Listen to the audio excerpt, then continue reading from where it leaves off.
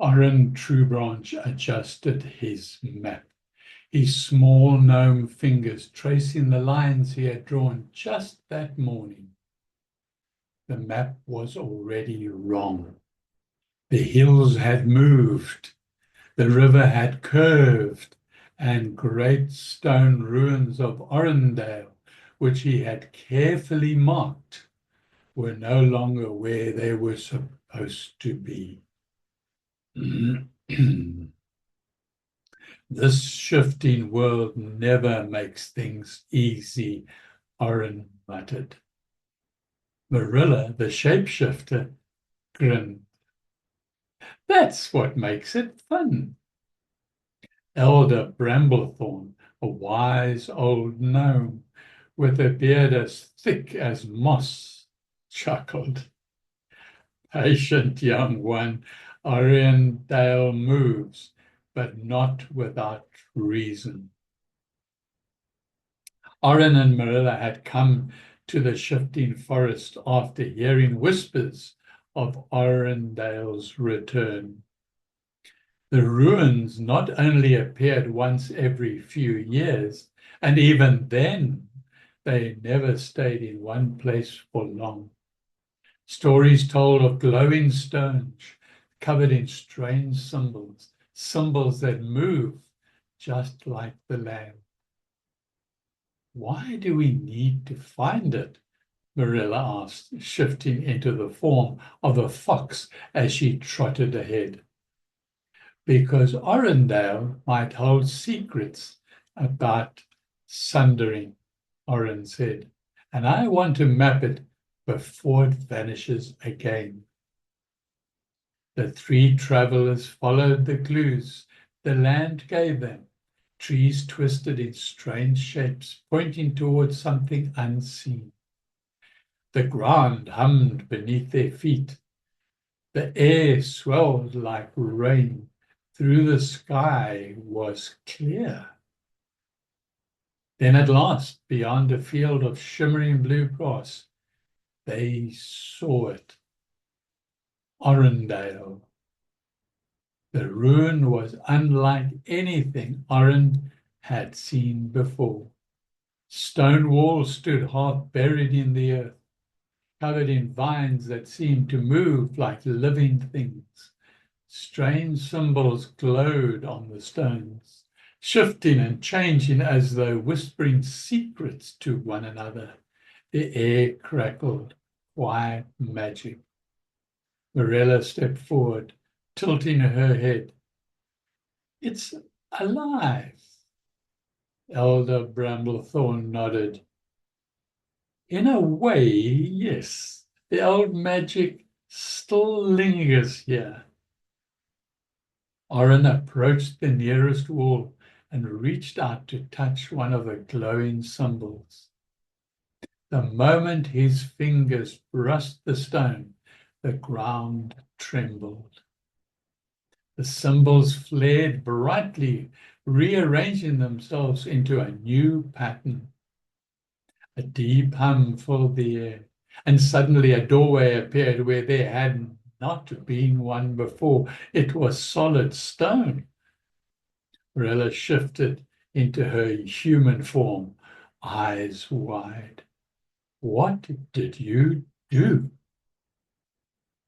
I don't know, Orin admitted, staring at his hand. But I think Oryndale just invited us in. With cautious steps, they entered the ruin.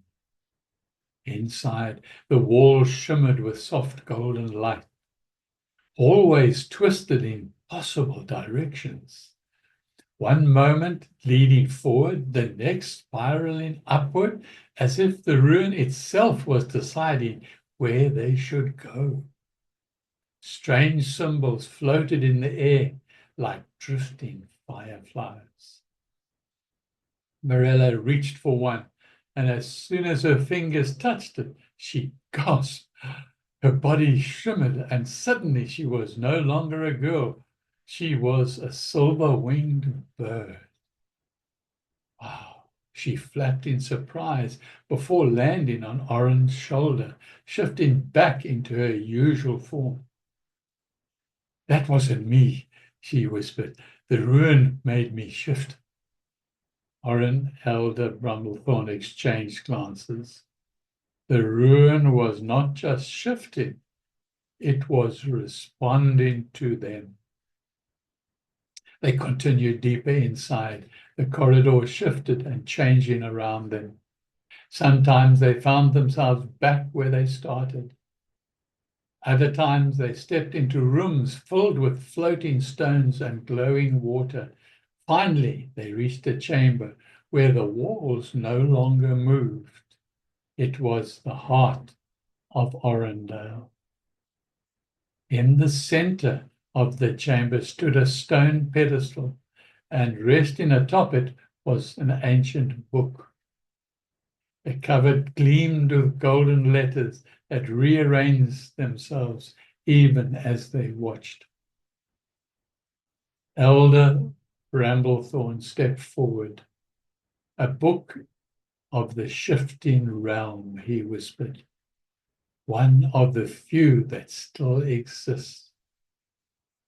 Orin's heart pounded. Does it say why the world shifts? The elder gently touched the book, and the symbols rearranged themselves again, forming a message in a language so old even he could not read it fully. But one word stood out: Veilborn. The Veilborn Lords, Elder Bramblethorn frowned. They are part of this, but the ruin does not say how.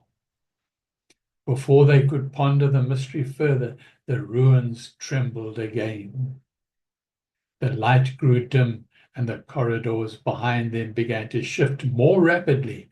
The ruin was moving, and it was time to leave.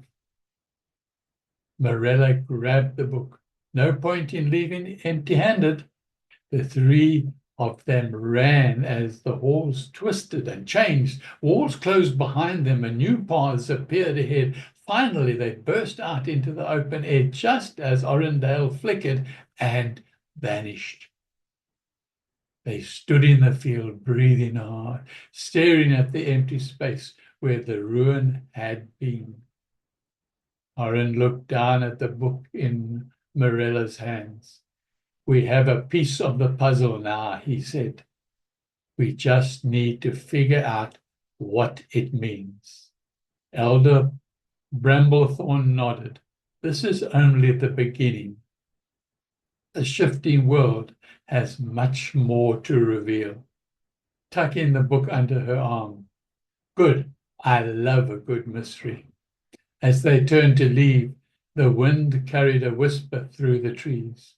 It was not the trees speaking, nor the ruin, nor the land itself. It was something else, something unseen, and it was watching. Orin shivered, sensing an unseen presence. "Did you hear that?" Bramblethorn's eyes darkened with thought. "Yes," he said. "The ruins may be gone, but something remains." Mirella's grin faltered, but only for a moment.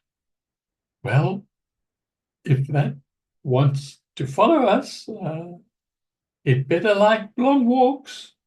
And with that, the trio began their journey back home, knowing their adventure had only just begun. So watch the next chapter, the next story, to see who is behind them. Bye for now. Thank you for watching.